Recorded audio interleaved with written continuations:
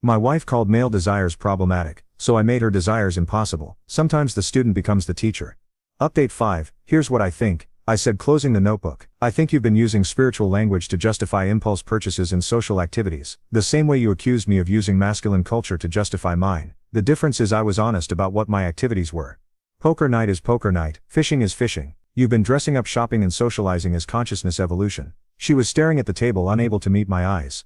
So here's the new plan, I announced. For the next month, every wellness purchase gets pre-approved by both of us. Every class or workshop gets evaluated for actual educational content versus social interaction, and every spiritual practice gets measured against free alternatives. You can't control my spiritual journey, she whispered. I'm not controlling it, I corrected. I'm optimizing it using the same principles you applied to my personal growth. Unless you're saying those principles were flawed from the beginning. The trap was perfect. Either she admitted her reformation methods were wrong or she accepted having them applied to her own life. She chose option 3. She started crying, but these weren't tears of genuine emotion. These were strategic tears designed to make me feel guilty and back down. The same tears she'd used when I questioned her headaches that mysteriously appeared whenever I had plans with friends. We're not doing this anymore either, I said calmly. The emotional manipulation, the victim performance, the tears designed to end conversations. I see them for what they are now. Her crying stopped abruptly, confirming my assessment. This isn't who you are, she said desperately. This isn't the man I married. You're right, I agreed. The man you married was a pushover who let you systematically dismantle his personality. But evolution works both ways. Consider this my growth phase. The final confrontation came 2 weeks later. My wife had clearly been strategizing, probably consulting her forum friends about how to regain control. She chose a Friday evening when I was relaxed, thinking I'd be more pliable after a good week. She was wrong. We need to talk, she announced, settling into the living room with the kind of determined expression that told me she'd rehearsed this conversation. Absolutely, I agreed,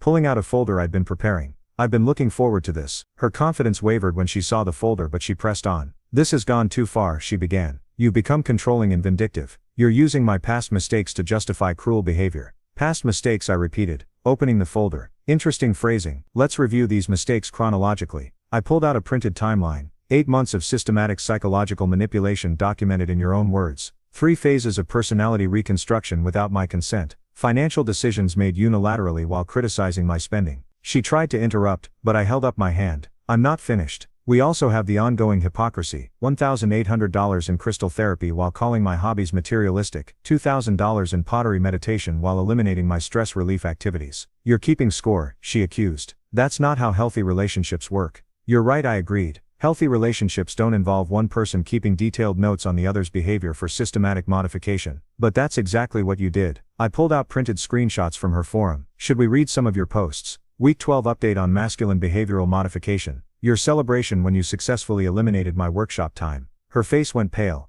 Those were private conversations. Were they? Because according to your forum guidelines, these conversations are shared to help other women implement similar strategies. You've been teaching emotional manipulation techniques to strangers. The fight was already leaving her, but I wasn't done. Here's what really bothers me. Not the manipulation itself, but the complete lack of respect for my autonomy. You decided who I should be, planned how to change me, and executed that plan without considering that I might be perfectly fine as I was. I was trying to help you grow, she said weakly. No, I corrected. You were trying to transform me into your ideal partner. Growth implies choice and collaboration. What you did was renovation without permission. I leaned forward. But here's the impressive part. You convinced yourself you were doing it for my own good. You created an entire narrative where my authentic self was problematic and your vision was enlightened. She was staring at her hands now, unable to maintain eye contact. So let's talk about what happens next. You have 2 choices. Choice 1, we start over with complete honesty. No more reformation projects. No more optimization schemes. We both get to be exactly who we are, and make decisions together as equals. And choice 2 is we acknowledge that we want fundamentally different things. You want a renovation project, and I want a partner. Those aren't compatible. The silence stretched between us. Finally she looked up. What if I stop the forum participation? What if I commit to accepting your hobbies? That's not enough, I said, because the problem isn't the specific behaviors. The problem is the mindset that made those behaviors seem acceptable to you. You spent months treating me like a defective product that needed fixing. She tried one more manipulation. I love you. Doesn't that count for something?